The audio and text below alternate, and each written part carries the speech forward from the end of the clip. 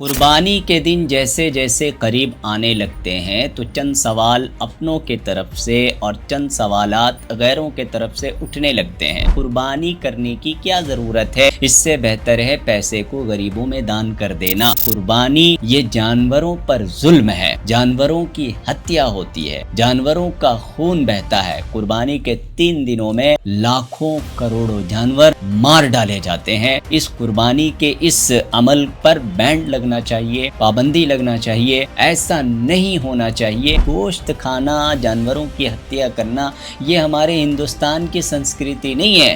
अस्सलामुअलैकुम वरहमतुल्लाहि वबरकातुहू। कुर्बानी के दिन जैसे जैसे करीब आने लगते हैं तो चंद सवाल अपनों के तरफ से और चंद सवालात गैरों के तरफ से उठने लगते हैं। अपने में जो लिबरल किस्म के मुसलमान हैं उनके तरफ से एक मशहूर सवाल ये होता है कि कुर्बानी करने की क्या ज़रूरत है, इससे बेहतर है पैसे को गरीबों में दान कर देना। इसलिए कि कुर्बानी का मकसद है अल्लाह को राज़ी करना, और उन पैसों को उठाकर हम किसी गरीब को खाना खिला दें, कपड़े पहना दें, उनकी ज़रूरियात पूरी कर दें, उनका घर बना दें, उनका इलाज करवा दें, या उनकी जो भी ज़रूरत है उसको हम पूरी कर दें, उन पैसों से उनको दान कर दें, तो इससे भी तो अल्लाह राज़ी हो जाएगा। तो जब अल्लाह इससे भी राज़ी हो जाएगा तो क्या ज़रूरत है कुर्बानी के इन झमेलों में पड़ने की। एक सवाल जो अपने जो लिबरल किस्म के मुसलमान हैं उनके तरफ से ये सवाल उठते हैं। दूसरा सवाल जो गैर के तरफ से उठता है कि कुर्बानी ये जानवरों पर जुल्म है, जानवरों की हत्या होती है, जानवरों का खून बहता है। कुर्बानी के 3 दिनों में लाखों करोड़ों जानवर मार डाले जाते हैं। इस कुर्बानी के इस अमल पर बैन लगना चाहिए, पाबंदी लगना चाहिए। ऐसा नहीं होना चाहिए। ये उनके तरफ से जो है आवाज उठती है, सवालात उठते हैं। तीसरा सवाल जो हमारे गैर मुस्लिम अलल खुसूस हिंदुस्तानी गैर मुस्लिम भाइयों के तरफ से सवाल उठता है कि गोश्त खाना, जानवरों की हत्या करना ये हमारे हिंदुस्तान की संस्कृति नहीं है, ये तो अरबों से आया है। क्योंकि अरब लोग रेगिस्तानी इलाकों में रहते हैं, उनके पास जो है साग सब्जी, फल फ्रूट, चावल, दाल, ये सब चीज़ें उनके पास उपलब्ध नहीं है। वो जानवरों को मारकर उनका शिकार करके उनके गोश्त खाना ये उनकी आदत है और उनकी ये मजबूरी है। मगर हम हिंदुस्तानियों के लिए तो इसकी कोई मजबूरी नहीं है। हम तो पालक सब्जी, साग, फल फ्रूट हर चीज़ हमारे पास अवेलेबल है। तो हमें क्या ज़रूरत है किसी जानवर को का खून बहाकर उसकी हत्या करके उसके गोश्त खाने की, हमें क्या ज़रूरत है। तो आइए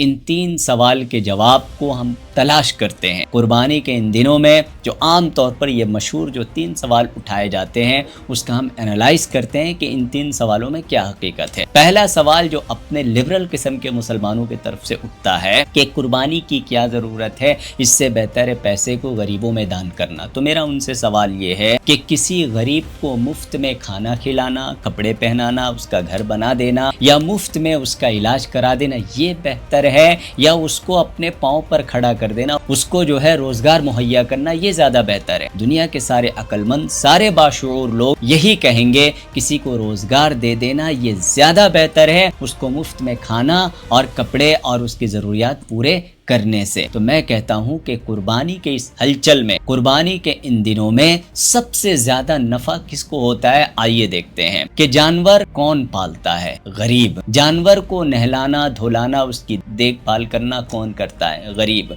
जानवर कौन चराता है, गरीब। जानवर की गिलाजत वगैरह कौन साफ करता है, गरीब। जानवर को मंडियों तक ले जाना ले आने का काम कौन करता है, गरीब। जानवर को इधर से उधर ले जाना और इधर से उधर हकाना, उसको बांधना, उसकी देखभाल करना कौन करता है, गरीब। जानवर को लोडिंग अनलोडिंग करना कौन करता है, गरीब। जब जानवरों की ट्रांसपोर्टेशन होती है इस स्टेट से उस स्टेट में या इस मुल्क से उस मुल्क में, तो आम तौर पर इस ट्रांसपोर्टेशन में जो ड्राइवर और क्लीनर और जो उसके जो मददगार जो लोग होते हैं वो आम तौर पर कौन होते हैं, वो गरीब होते हैं। तो अब आप बताइए, इसी तरह हमारे इस मुल्क में किसानों की एक बहुत बड़ी तादाद रहती है जिनके पास जानवर होते हैं। गवालों की एक बहुत बड़ी तादाद है, उनका रोजगार इन जानवरों से जुड़ा हुआ है। दूध बेचकर वो अपनी रोजी रोटी हासिल करते हैं। تو کتنے ایسے لاکھوں جانور ہمارے ہندوستان میں جو ایک وقت دودھ دیتے دیتے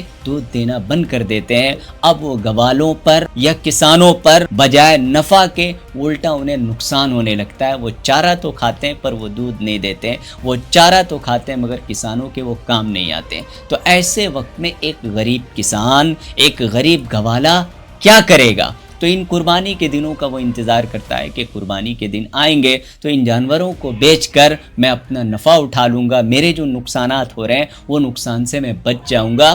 تو اس طرح غریبوں کا کتنا بڑا فائدہ اور غریبوں کو کتنا بڑا روزگار اس سے فراہم ہو رہا ہے۔ تو یہ ہر عقل مند آدمی جب یہ بات کو غور کرے گا تو اس کو قربانی کے اس فلسفے کو سمجھ میں آئے گا۔ تو میں کہتا ہوں کہ قربانی کے بجائے، غریبوں میں پیسے دینے کے بجائے قربانی کو ہر مسلمان زور شور سے کرے تاکہ اس سے غریب کو روزگار بھی ملے، غریب کو پیسے بھی ملے، غریب کی مدد بھی ہو اور پھر ہمارے ملک کو بھی ترقی ہو۔